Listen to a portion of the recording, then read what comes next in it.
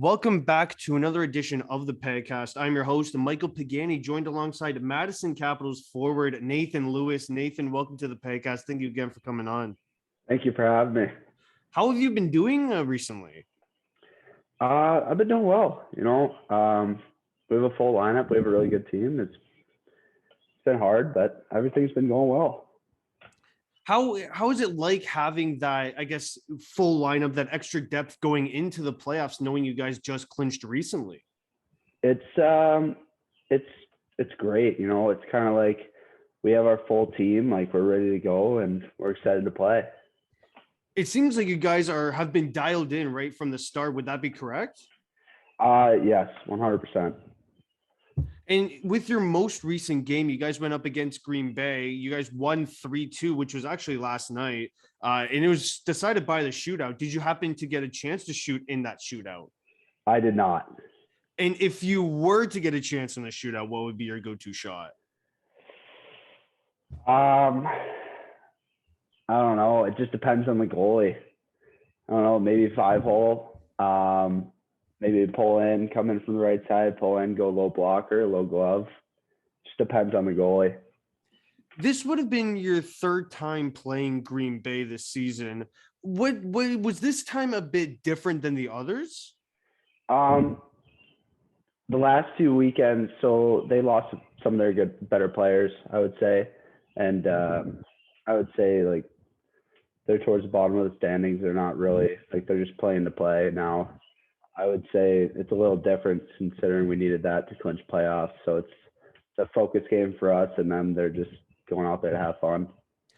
So let's talk about the mentality for a bit. When you're going up against a team that's playing as loose as Green Bay was, do you find that to be a tougher challenge than to go up against a team that has, playoffs on the line like you guys were going for? I think so, 100%, because I think their mentality going into that is, well, why not? Like, we have a chance to not let them go to playoffs. Like, just have fun, do what we do. Where we have to kind of focus in, like, we need to play our game, like, we need this win. Let's get into your story a bit here. Was there a player growing up who you wanted to model your game after? This is gonna. I grew up watching Patrick Kane, Jonathan Tays, all those guys from Chicago. So, I always just love watching them. Like, those are my two favorite players just growing up. But growing to be 6'5", you don't really get to model your game after Patrick Kane. Hey man, 6'5" with those dirty cellies that Kane has, it'd be something out of the ordinary there. Yeah. Who influenced you to get into hockey? I actually started hockey. My parents turned on a game, Chicago Blackhawks game. I was about 5, and Patrick Kane to be going in a shootout. So that was pretty much it. So let's talk about the Blackhawks here, because they've had a huge influence on you. But just how big was that, dynasty of an influence for you? I think it was huge because, like, you grow up, you start watching hockey. Not every team like you love starts winning. Like, that time, Hawks are on a span of 5 years, 3 cups. Yeah, 3 cups, 5 years. You just watch them play, and it's just like, wow, like, that's a winning team. Like, you want to be there someday. Like, you want to be on a winning team like that. Like, it just influences you, like, shows you what you could do, what it does for people. Since you do play for Madison, I assume it's a large crowd that shows up for your games when you're at Chicago? Yes and no. I think it kind of just depends on the night. Some nights it's just like, guys, people can't make it out. Other nights it's specialty nights, like a military appreciation night. Like, you'll get a great amount of fans there. Like, just depends on the night. You played with the Oakland Grizzlies in the 2019-20 season, totaling 104 points in 67 games. What's it like being Connor McDavid out there? I don't know. It's you just go have fun. You don't even worry about it. Like, you just go out there, try to win. Like, you're gonna have fun, and you're playing with good players. Like, they're gonna help you put the puck in the back of the net. You're gonna get points. You just go out, have fun, do what you do. Reflecting on it now, did the pandemic help develop you at all? I think it helped more mentally than it did the physical wise. It took a toll on you. It like we were in our state playoffs actually. I think we just lost to Honey Baked in our round robin to go 1-1, and we were like, wow, we need to win this game. Like, we want to go to Natty's, like play more together. And it kind of just like, hey, like, sorry, there's no game tomorrow. You're going home. Like, there's nothing you can do about it. Like, the season's over. It's just like, it's sad at the moment, and then you don't realize how long it's gonna last for. And lasting that long, not playing hockey, it's rough. I'm sure it was because, we didn't really know when we would return to the rink. So, that physical element of all, hockey, we can't really, recreate that with these off-season, off-ice workouts. Yeah, the off ice became a big part of it, and I think like you don't realize how much of a big part it becomes until you sit around for a few weeks and you're just like, wow, like I just don't feel good anymore. Like you're just like, I've done nothing the past few weeks. Like I need to start doing something. You're anxious to get back on the ice. Yeah, 100%. In the next season, so 2020, 2021, you ended up playing for the North Jersey Avalanche. How big of a move was it going from Chicago to New Jersey? I don't, it wasn't that bad.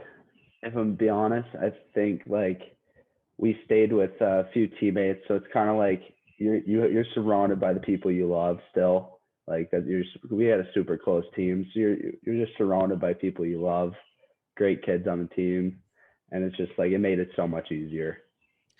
And yeah, that would make it an easier transition because, you're going to a whole different state that you don't know where anything is.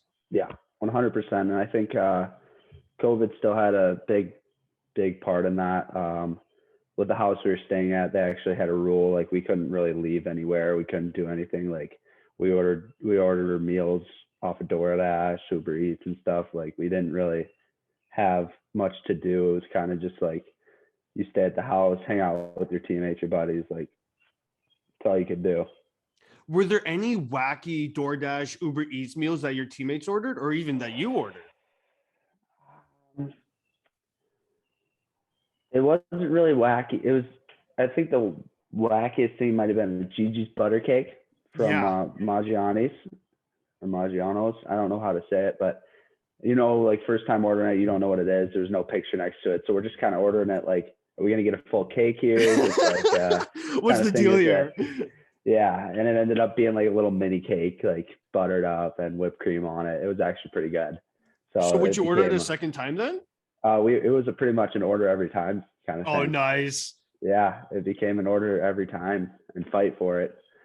So how did you end up with the Madison Capitals? So the OJG year, I ended up getting drafted by them in the futures draft. They ended up not having a team last year. And then that was talk. I just came here. This is where I wanted to be. And that pretty much just worked. How have you been enjoying your season so far? I love it. I think Madison's probably one of the best places to be, like on and off the ice. I think we had a lot to prove this year, not having a team last year, and with losing seasons in the past years, it was a lot to prove. And it was better for the team that it was that way. Would you say that all this proving that you're doing, because with there being no team last season, would be something that's really memorable about the season? I would say 100%, because you take a team that no one's played together, there's no chemistry there, and now we're going into playoffs for the first time in history. We've gotten the most wins in history. Like we've just accomplished all those things, and it's like we didn't even none of us played together. What's it like accomplishing all those franchise records? I mean, you're a part of history. You don't realize it until like you kind of think about it. It's like, yeah, like we just got the win. Like, yeah, but like you're gonna be remembered for a while now. Like you just did this. Like I'd say it's pretty awesome. You're a part of the team in franchise history that has the most wins, and in the other record that you just mentioned, like that's incredible. Yeah, it's a great feeling. It's great to accomplish it. Like we've been talking about it all year. It's just great to accomplish it. You're committed to UMass for the NCAA, to continue your hockey career there. How did you come to that decision? I started talking to Ben Barr and that coaching staff when I was allowed to, and I was talking to him throughout the year. Just that was probably the closest college I was talking to. I went and did an unofficial visit, and just seeing the campus, seeing everything, talk to the coaches, and it was just an atmosphere I love. Like it was just the coaches, so like coaches were the people I like wanted them to be. It was everything I liked, and it's a winning culture now. It really is. Carvel's turned it into a winning winning culture, and it's like, man, I want to be able to play for that coach. How have you been following along with UMass's season? 100%. Yeah. I actually watched the game. It was their first game in the tournament. It was a great game. I thought they started off dominant and then kind of fell off a little bit and went into OT, and the other team just wanted it more. Did any alumni kind of play a role in your decision to commit to UMass? Honestly, no. I didn't really have anyone I knew that went there. Like it was kind of like this college is just where I want to be. Like I've seen it. Coaches were awesome. Staff was awesome. And it was just. Well, you must be excited going up against some of your teammates that are going to be in the NCAA. 100%. It'll be a great time. I can't wait for that. I mean, look, we create friends off the ice, not on the ice, right? Yeah. Off the ice friends, on the ice enemies. Yeah, exactly. Your teammate Patrick Sarnicki is actually committed to UMass as well. Are you guys going to be roommates next year? Have you talked about it? I actually plan on coming back here next year. He's actually also drafted by Madison. So okay. I don't know if his plans are to come here next year or not. I haven't really talked to him a bunch, but he got called up during the year, can't play with us. But we'll see. What are you going to be studying at UMass? I haven't really decided yet. Between a few things, I would say either between law, massage therapy, or med school. I don't know yet. Well, those are three amazing choices there, and I wish you the best of luck in whichever one you do choose. Thank you. Your goalie, Simon Lacoxi? I'm sorry about that. Simon Lacozi. Okay, yeah. So he actually got to represent Slovakia at the World Juniors. How cool is it to have a teammate represent their country in such a big stage? It was awesome because he kind of sets the standard for like. Sorry about that, dog. No worries. Kind of sets the standard. Like he's a great kid. He comes from Slovakia. Like he came over here, traveled over to play for us and give us his all. And it just shows like every day. And I think the even better part, like he was very upset when it got canceled.